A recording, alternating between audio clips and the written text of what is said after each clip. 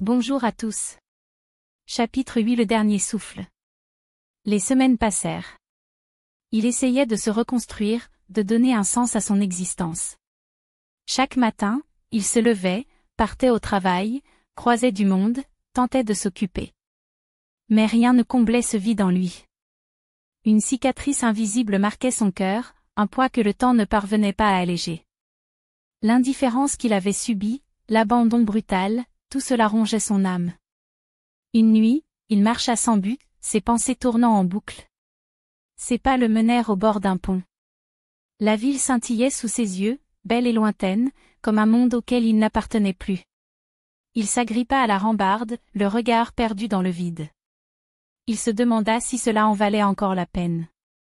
Si un jour, la douleur ferait place à autre chose. Peut-être que non. Peut-être qu'il n'était pas fait pour être heureux, ni aimé. Le vent glacial souffla contre lui. Il ferma les yeux. Un pas suffirait. Juste un. Plus de solitude, plus de désillusion. Il relâcha lentement son emprise sur la rambarde. Non. Ne fais pas ça. Un cri fendit la nuit, brisant le silence oppressant. Il sursauta, se retournant d'un bloc. Une femme courait vers lui, son souffle court, son regard rempli d'effroi. Vous ne pouvez pas.